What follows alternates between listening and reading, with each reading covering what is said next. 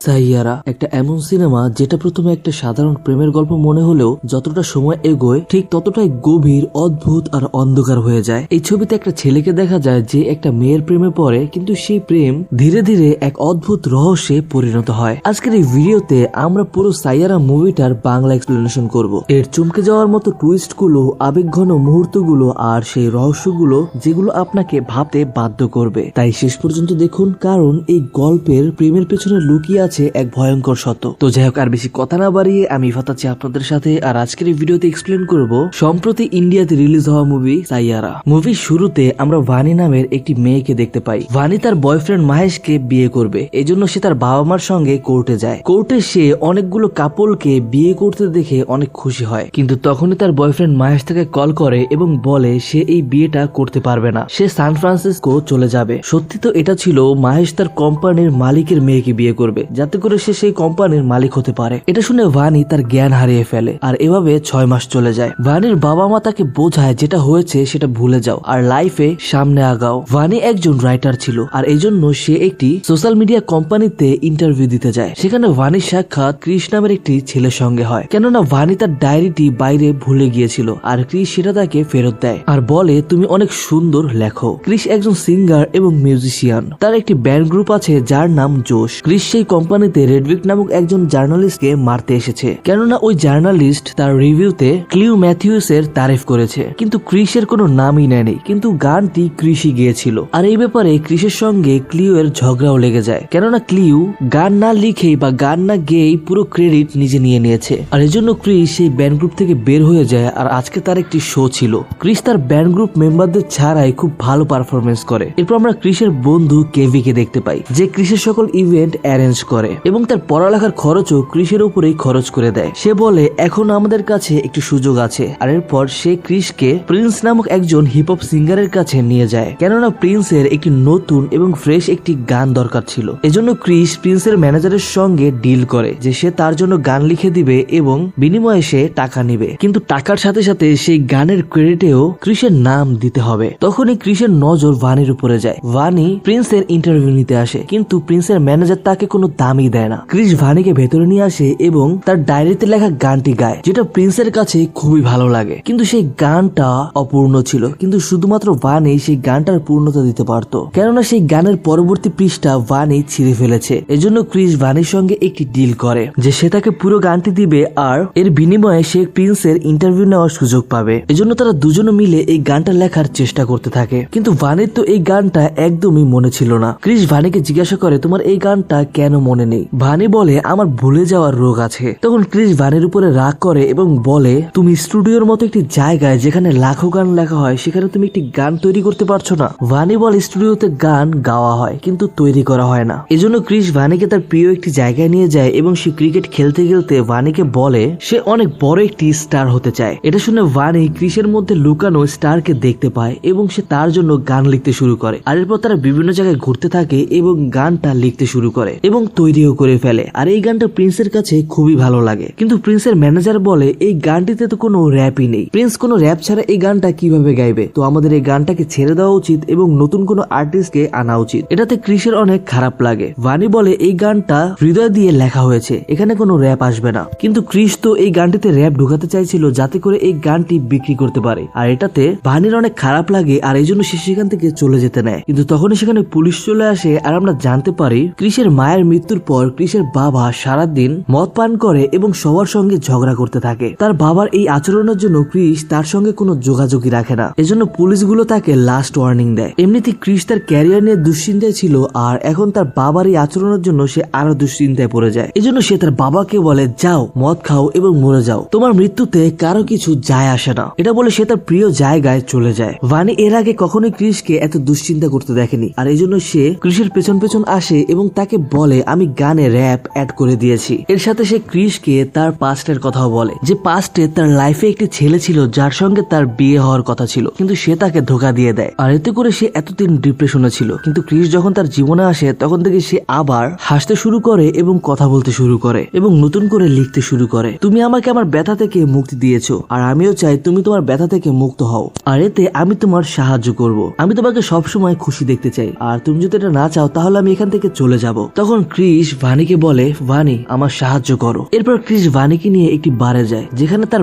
বাবা টাকা ছাড়াই অনেক মদ খাচ্ছিল, যার কারণে বারের মালিক তার কাছ থেকে তার মানিব্যাগ ছিনিয়ে নেয়। আর এতে করে তার বাবা রেগে যায়, কেননা সেখানে তার ফ্যামিলি ফটো ছিল। এরপর ক্রিস বারের মালিককে তার টাকা পরিশোধ করে এবং তার বাবাকে নিয়ে রিহ্যাব সেন্টারে ভর্তি করে দেয়, কিন্তু সেখানকার ফি অনেক বেশি ছিল আর এই জন্য তার টাকার প্রয়োজন ছিল। ক্রিসের টাকার প্রয়োজন প্রিন্সের ম্যানেজার মিটিয়ে দেয়, কেননা প্রিন্সের সেই গানটা অনেক দামে বিক্রি করে ফেলেছে। তবে প্রিন্সের ম্যানেজার তাকে এটা শর্ত দেয় যে এই পুরো গানটিতে ক্রিসের কোনো নামই থাকবে না। এরপর প্রিন্সের ম্যানেজার ক্রিসকে প্রিন্সের শো এর 2টো টিকিটও দেয়। যাই হোক, এরপর ক্রিস ভানিকে তার বাসায় নামিয়ে দিয়ে আসতে যায়, আর আজকে তার শেষ দিন ছিল। এজন্য ক্রিস ভানিকে বলে, আমি চাই আমাদের আর কখনো দেখা না হোক, কেননা আমার সঙ্গে বেশি দিন সুখ থাকে না। এজন্য ভানি এখন উদাস থাকে। আর এরপর সে তার ডায়েরিটি খোলে, যেখানে সে প্রিন্সের সেই কনসার্টের টিকিট দেখতে পায়। এই জন্য ভানি এইবার ক্রিসের সঙ্গে দেখা করতে সেই কনসার্টে যায়। আর আমরা দেখতে পাই সেখানে তারা একজন অপরজনের অনেক ক্লোজ হয়ে যায়, তারা কিছু করে, তারা অনেক কিছুই করে ফেলে আর কি। যাই হোক, এরপর ভানের কথা মতো ক্রিস তার ব্যান্ডের মেম্বারদের সঙ্গে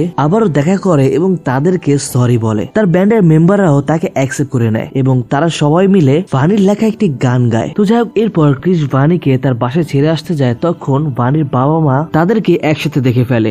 আর ভানির বাবা মা ভয় পাচ্ছিল ভানির সঙ্গে এই ছেলেটাও আবার আগের মতো যেন না করে, আর এর জন্য তারা ভানিকে বোঝাতে থাকে, কিন্তু তখনই ভানি অজ্ঞান হয়ে যায়। আর এরপর তাকে হসপিটালে আনা হয়, যেখানে ডাক্তার বলে তার সবকিছুই নর্মাল, তোমরা তাকে একটি মস্তিষ্কের ডাক্তার দেখাও। ক্রিসও সেখানে ছিল। সে ভানির সঙ্গে দেখা করতে গেলে ভানির মা তাকে বলে, তুমি যদি ভানিকে ভালোবাসো তাহলে তাকে বিয়ে করো, নয়তো তাকে ছেড়ে দাও। সে শুরু থেকে অনেক বেশি দুঃখ দেখে ফেলেছে। এটা শুনে ক্রিসের অনেক খারাপ লাগে, এই জন্য সে ভানির সঙ্গে দেখা করে এবং তাকে বিয়ের কথা বলে। কিন্তু ভানি তাকে বলে, আমরা তো বিয়ে পরেও করতে পারবো, কিন্তু প্রথমে আমি তোমাকে স্টার হতে দেখতে চাই। আর এভাবে কাহিনী সামনে আগায়। এরপর ক্রিস জানতে পারে সে একজন স্টার হয়ে গিয়েছে, কেননা তার গাওয়া গান ইউটিউবে ভাইরাল হয়ে গিয়েছে আর এখন তার অনেকগুলো ফলোয়ার হয়ে গিয়েছে। লোকজন তাকে ভালোবাসতে শুরু করেছে। আর অন্যদিকে ভানিকে দেখানো হয় যে মস্তিষ্কের ডাক্তারের সঙ্গে দেখা করে, সেখানে সে জানতে পারে তার ভুলে যাওয়ার রোগ আছে। ধীরে ধীরে সে সবকিছুই ভুলে যাবে, এমনকি ক্রিসকেও। আর এরপর সে বাইরে বের হয় আর তার মন খুবই খারাপ ছিল। তখনই তার কাছে ক্রিস আসে। ক্রিস ভানিকে দেখায় সে এখন স্টার হয়ে গিয়েছে, লোকজন তাকে ভালোবাসতে শুরু করেছে, তার এখন অনেক প্রোগ্রামের ডাক আসছে। সে গাড়ির উপরে ওঠে এবং চিৎকার করে বলতে থাকে, ভানি আমি তোমাকে ভালোবাসি। ক্রিসের এমন খুশি দেখে ভানি তাকে তার রোগের ব্যাপারে কিছুই বলে না, যাতে করে ক্রিস এটা নিয়ে টেনশন না করে। পরের দিন ভানি যখন তার অফিসে যায়, তখন তার দেখা তার এক্স বয়ফ্রেন্ড মাহেশের সঙ্গে হয়, যাকে দেখে ভানির পুরোনো দিনের কথা মনে পড়ে যায়। মাহেশ ছিল এই কোম্পানির পার্টনার। এদিকে ক্রিসের প্রোগ্রামের জন্য অন্য একটি শহরে যেতে হবে, এজন্য ভানি ক্রিসের জন্য ব্যাগ প্যাক করছিল, কিন্তু সে এর আগেই অলরেডি আরো একবার ব্যাগ প্যাক করেছে। সে এমনটা তার ভুলে যাওয়ার রোগের জন্য করছে। ক্রিস তার এই অবস্থা থেকে তাকে জিজ্ঞাসা করে যে কি হয়েছে। ভানি বলে কিছুই হয়নি, সবকিছুই ঠিক আছে, কিন্তু ক্রিসের কাছে কিছুই ঠিক লাগে না। আর এরপর সে চলে যায়। এরপর ভানি একটি পার্টিতে যায়, যেখানে তার এক্স বয়ফ্রেন্ড মাহেশও আসে। মাহেশ তার সঙ্গে ফ্লার্ট করতে থাকে, কেননা ভানি সবকিছু ভুলে গিয়েছে। কিন্তু তখনই তার সবকিছু মনে পড়ে যায় এবং সে মাহেশের উপরে অনেক বেশি চিৎকার করতে থাকে। তখন মাহেশ ভানিকে অনেক অপমান করে। এরপর ভানি তার ব্যাগ এবং ফোন সেখানে রেখেই সেখান থেকে চলে যায়। এদিকে ক্রিস যখন ভানিকে কল করে, তখন সেই কলটা সেখানকার গার্ড ওঠায় এবং সেখানে যা হয়েছে সেটা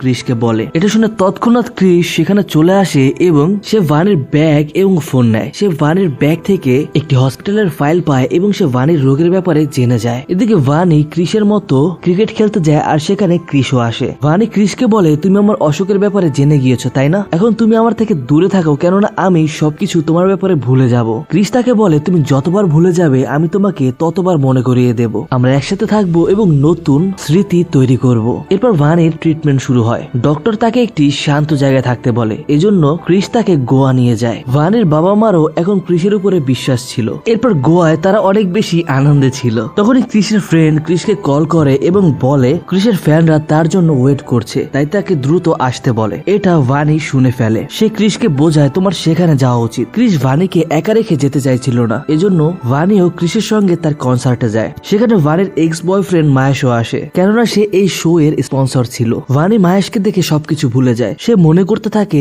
এখনো হয়তোবা মাহেশই তার বয়ফ্রেন্ড, আর এই ব্যাপারটার সুযোগ মাহেশ নেয় এবং সে তার সঙ্গে ফ্লার্ট করতে থাকে। এদিকে ক্রিস কনসার্ট করছিল এবং সে কোথাও ভানিকে দেখতে না পেয়ে তাকে খুঁজতে শুরু করে এবং সে ভানিকে মাহেশের সঙ্গে দেখতে পায়। তখন সে ভানিকে যেতে বললে ভানির তো কিছু মনে ছিল না। আর এদিকে মাহেশ তাদের মাঝখানে আসে এবং বলে ভানিকে নিয়ে যাওয়ার তুই কে। এজন্য ক্রিস মাহেশকে অনেক মারতে শুরু করে। তখন মাহেশকে বাঁচাতে ভানি তাদের সামনে চলে আসে এবং সে ক্রিসকে থামতে বলে এবং সে মাহেশকে বাঁচানোর জন্য ক্রিসের বুকে ছুরি ঢুকিয়ে দেয়। এসব দেখে ক্রিস শকড হয়ে যায় আর মাহেশ সেখান থেকে ভেগে চলে যায় আর ভানিও মাহেশের পেছনে যায়, কিন্তু ক্রিস ভানিকে আটকে দেয় এবং তাদের গোয়ার বাড়িতে নিয়ে যায়। পরের দিন ভানি যখন জ্ঞান আসে তার তো গতদিন যা হয়েছিল তার কিছুই মনে ছিল না। সে ক্রিসকে জিজ্ঞাসা করে গতকাল কনসার্টে কি হয়েছিল। ক্রিস বলে কনসার্ট অনেক ভালো হয়েছে। ক্রিস বলে কিন্তু একটি সমস্যা আছে, আমার একটি বন্ধুর গার্লফ্রেন্ড যদি রেগে যায় তাহলে সে সবকিছুই ভুলে যায় এবং সে অনেক বেশি চিৎকার করে, তো তাকে মানানোর জন্য কি করা যায়। তখন ভানি তাকে একটি গান লিখে দেয় এবং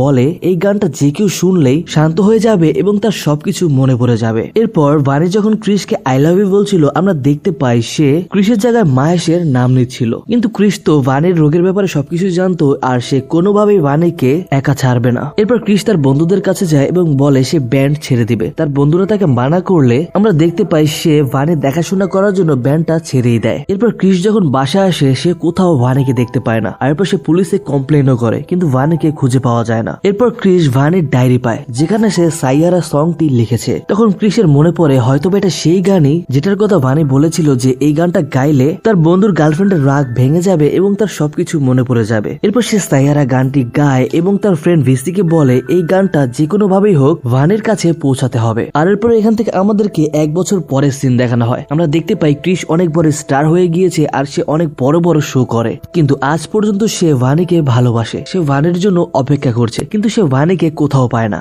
আর এভাবে একদিন ক্রিস লন্ডনে তার সব থেকে বড় শোটি করতে যায়। সে যখন গানের প্র্যাকটিস করছিল তখন সে তার গানের বানানো একটি রিলসে ভানিকে দেখতে পায়, যেটা দেখে সবাই হয়রান হয়ে যায়। এরপর সে সেই রিলের লোকেশন বের করে এবং সে জানতে পারে এটা মানালি থেকে করা হয়েছে। ক্রিস তার জীবনের সব থেকে বড় শোটি না করেই মানালির উদ্দেশ্যে বের হয়ে যায় এবং সে অনেক খুঁজতে খুঁজতে একটি মহিলা আশ্রমে যায়। আশ্রমের রিসিপশনিস্ট তাকে ভানির একটি লেটার দেয় যেখানে লেখা ছিল ক্রিস আমি চাই এই লেটারটা তুমি না পাও, আর যদি তুমি পেয়ে থাকো তাহলে এতক্ষণে তুমি তোমার জীবনে সবকিছু ছেড়ে আমাকে খুঁজতে এসেছো, যেটা আমি কখনোই চাই না। কেননা আমার সবকিছু মনে পড়ে গিয়েছে যে আমি তোমার সঙ্গে কি করেছিলাম। আমি তোমাকে আর কোনো কষ্ট দিতে চাই না, কিন্তু যখনই তোমার লেখা কোনো গান আমার সামনে কেউ গায় তখনই তোমার কথা আমার মনে পড়ে যায় এবং আমি কান্না করতে থাকি। তোমার সঙ্গে কাটানো সকল মুহূর্ত আমার মনে পড়ে যায়। এটা বড়ই অদ্ভুত একটি রোগ ক্রিস। ক্রিস কান্না করে দেয় এবং ভানির সঙ্গে দেখা করে, কিন্তু ভানির কিছুই মনে ছিল না। ক্রিস ভানি সবকিছু মনে করানোর জন্য সেটাই করে যেটা সে প্রথমবার